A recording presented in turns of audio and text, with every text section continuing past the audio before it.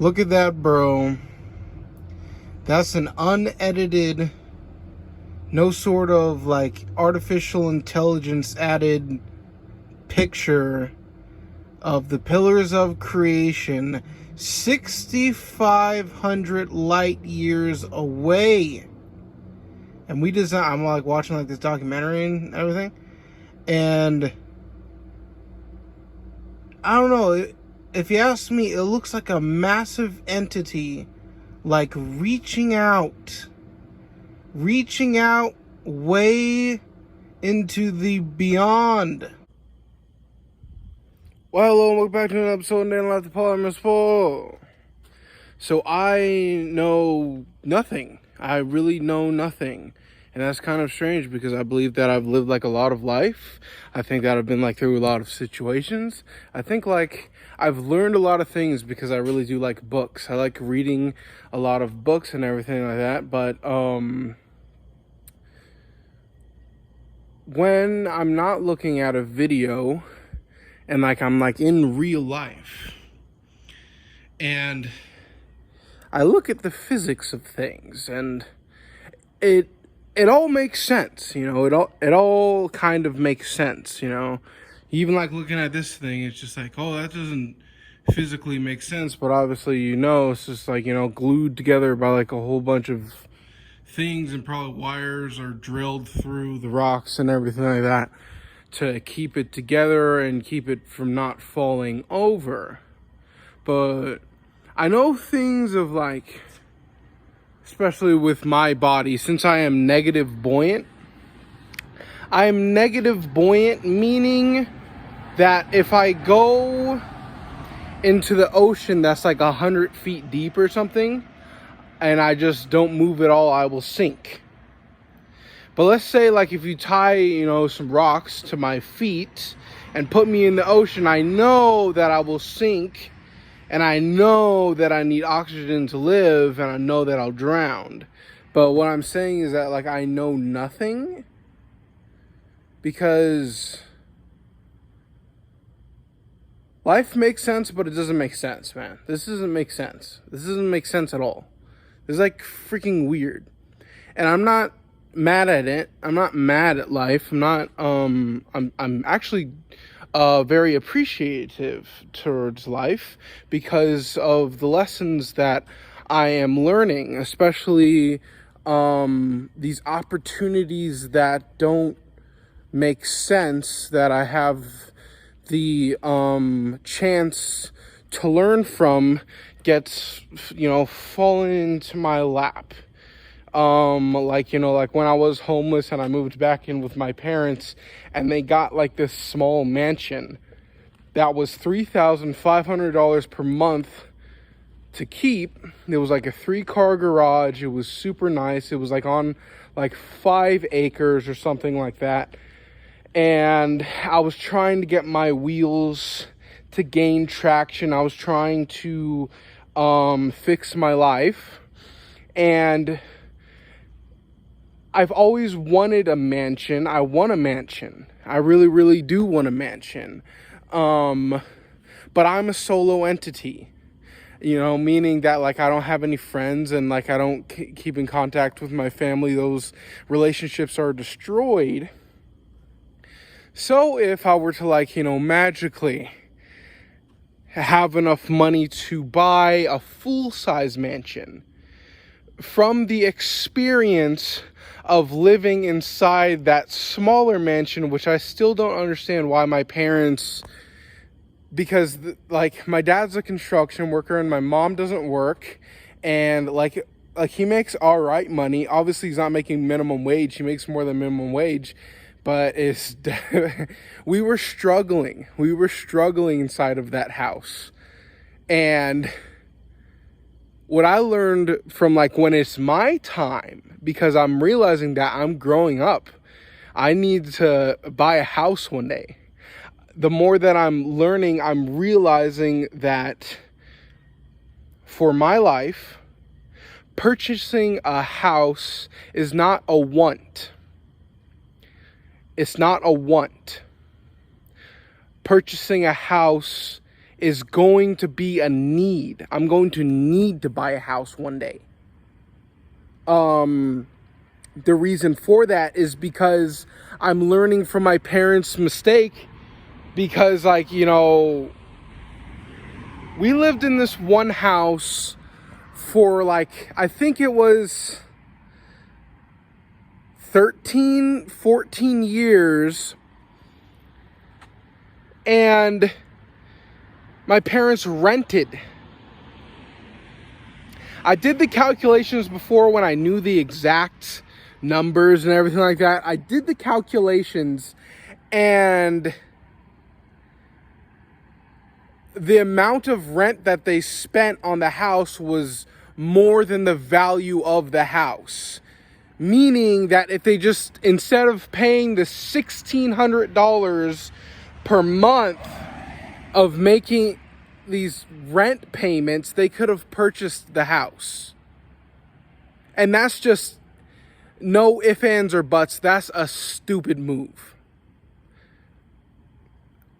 Like, I'm getting a little bit heated right now.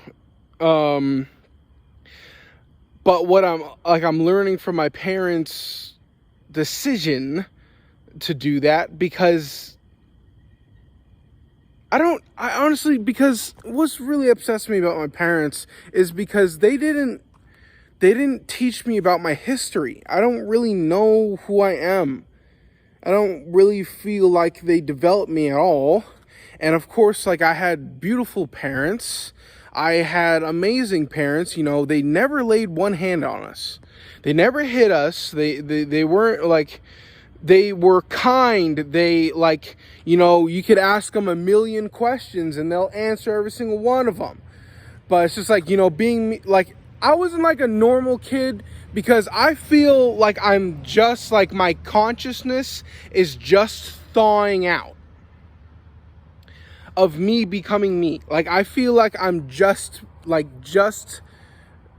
becoming me, and the only reason why I'm becoming me is because I've been going through so many horrible, awful, terrible situations. Because, oh man, when I was like living out of a duffel bag, and I had nothing, that was that the worst time in my life? That was probably the worst. Like, waking up to like having like a cockroach inside of my shirt. Because like, you literally just have to like fall asleep anywhere. Like, you know, I would probably just like knock out like right here or something. Like on the sidewalk. There's nothing to sleep on. It's disgusting. And then so I'm a very strange individual because, like, I want to be famous. I want to be a celebrity. I want to be like the most recognized face on the planet. I want to be like a millionaire, but I mean, who doesn't want that? And the reason why I am thankful for all these trials and tribulations and all this knowledge to not learned inside of a book, but knowledge learned by experience, is that I realized, you know, living in that little tiny mansion, that 3-car garage, that massive driveway, the driveway would go from like where I'm standing to like all the way to like those purple and green sign over there. Except it was like a huge incline. It was like a massive, and then it had like a whole bunch of like these huge trees lined the driveway. It was like a beautiful house.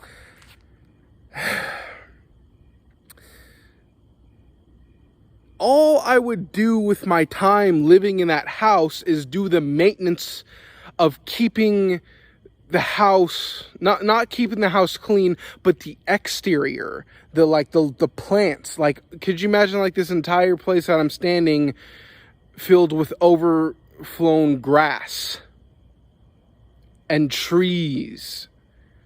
And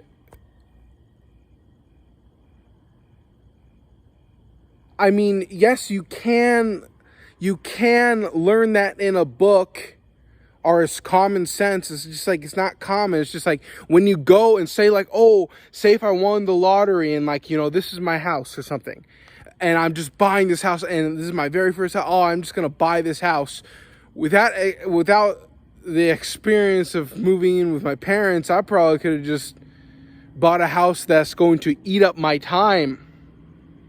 So when it does come to the point to where I have to buy a house, I realize I almost like, of course, like I want some green grass. I want some green grass. I do want some bushes. I want some trees. But I basically want everything to like almost be like artificial or something. Or like, like say those bushes over there. I would like to like, we were just working in this place. I was at work and we were working inside a real mansion. And they had these huge, maybe 25 feet tall bushes. And the first thing that I would do if I bought this like $40 million home is I would replace those bushes with fake ones that look real, because if I'm living inside of a $40 million house, I don't want to be woken up at 5 o'clock in the morning by fucking people with mowers and trimmers and everything like that. But I know that whatever house I buy, I'm not hiring anybody whatsoever. It's going to be me. Because like, as a kid, I did have like a landscaping service. I like manual labor. I can do it my goddamn self, So it's just like, I'm glad, like when I did go to Logan Paul's house and I got like arrested and I was just completely out of my mind of like, say if I got the idea of whatever the hell that I was there to get, say if I just became famous and I got the money without the experience, it would have been hell. Like honestly thinking now, I don't even think that I want to be famous, because like I've been like looking at like a lot of documentaries of famous people and they don't like it. And I could understand that. I could imagine that. Of that, like, because I did it. Of like, just random people showing up at your house 24/7. So, with all that said, I really know nothing. I am going to dissolve myself down to till there is no more molecules left, and I'm going to start over and I'm going to build a new Paul Frazier.